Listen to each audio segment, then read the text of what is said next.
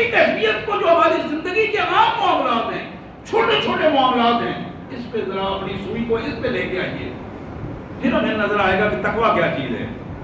ہم تقویٰ ڈھونڈتے ہیں ان میں تو بڑا لمبا سا چوگا پہنا ہوا اور بڑی ٹوپی پہنی ہوئی ہو، تو کبا جبا پہنا ہوا ہو اور بڑی دستار ہو تو وہ متقی بنتا ہے، نہیں۔ وہ میں نے آپ کو ایک بہت پہلے سنائی تھی بات۔ ایک دن ایک شخص نے سید ابو العلا مودودی رحمۃ اللہ علیہ سے پوچھا کہ حضرت کبھی کو ولی اللہ بھی دیکھا ہے آپ نے؟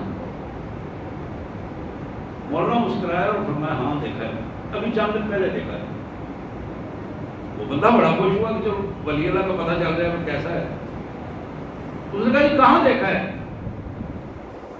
مولانا نے فرمایا کہ میں ٹرین میں سفر کر رہا تھا، ٹرین میں سفر کرتے ہوئے جب میں اترا اپنے پلیٹ فارم پر تو سامان اتار کے میں نے رکھا پلیٹ فارم پر، اور میں انتظار کرنے لگا کہ اب کوئی کلی آتا ہے تو میں سامان، باہر گاڑی آئی ہوئی تھی اس پر لے کے جانا تھا، وہ دوست آئے تھے لے کے۔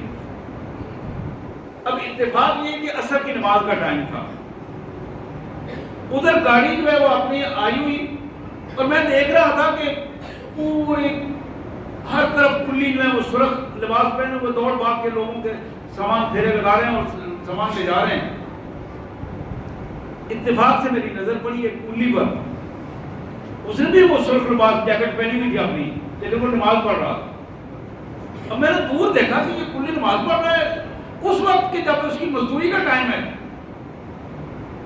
میں نے کہا سوچا کہ اب یہ فارغ ہوتا ہے تو اسی کو میں کہوں گا کہ یہ سامان میرا رکھے، بجائے اس کے کہ میں کسی اور کو کہوں۔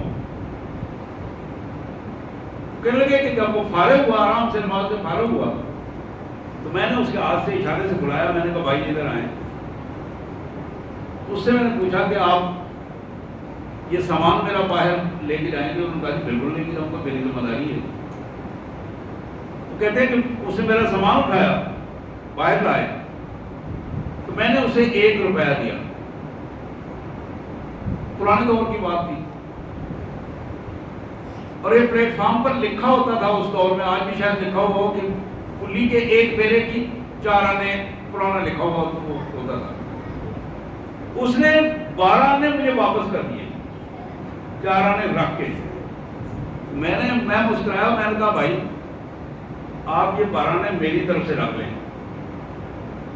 آپ نے اپنی ڈیوٹی کر دی ہے، دیانتداری کا مظاہرہ ہو گیا، الحمدللہ، اللہ تعالیٰ آپ کے رزق میں برکت دے، یہ میری طرف سے رکھ لیں۔ اس نے کہا نہیں حضرت میرا حصہ وہی بنتا ہے، میری مزدوری 4 آنے بنتی ہے، میں نے 1 پیرا لگایا ہے، اگر میں 4 پھیرے لگاتا تو میری مزدوری 1 روپیہ بنتی تھی، یہ میرا حق نہیں بنتا، میں آپ کسی کا حق نہیں لوں گا، میرا حق 4 آنے نہیں بنتا ہے۔ مولانا نے کہا کہ خدا کی قسم میرا پورا بدن تڑپ گیا، یہ ہے اصل میں ولی اللہ، یہ ہے تقوی کا منبع۔ میرے بھائیوں، یہ تقوی جو چلتا پھرتا ہماری زندگی میں ہے، اس تقوی کو پیدا کرنے کی کوشش، تقوی وہ ہے، تقوی کسی درگاہ میں نہیں ملتا، کسی خاندان میں نہیں ملتا، تقوی محمد رسول اللہ کی سنت میں ملتا ہے۔ اس سنت کو اپنی زندگی میں لائیے، اندر کو درست کیجیے، جب اندر پاک ہو جائے گا تو پھر تقوی کی پوزیشن پیدا ہوگی، اور یہی رمضان المبارک کا اصل مقصد ہے۔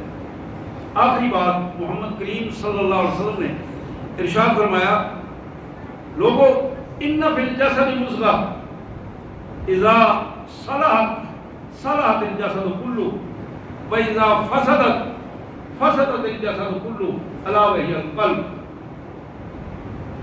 حضور اکرم صلی اللہ علیہ وسلم نے تقوی کی تشریح کرتے ہوئے ارشاد فرمایا، تمہارے جسم میں گوشت کا ایک لوتھڑا ہے، ان فی الجسد مضغہ، گوشت کا ایک لوتھڑا ہے تمہارے جسم میں،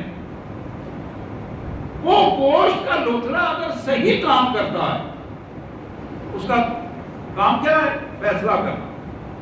اللہ نے اسے صلاحیت دی ہے فیصلہ کرنے کی، وہ اگر صحیح فیصلہ کرتا ہے تو فسد صلحت الجسد کلہ، پورا کا پورا جسم اس کے فیصلے کے مطابق صحیح عمل کرتا ہے۔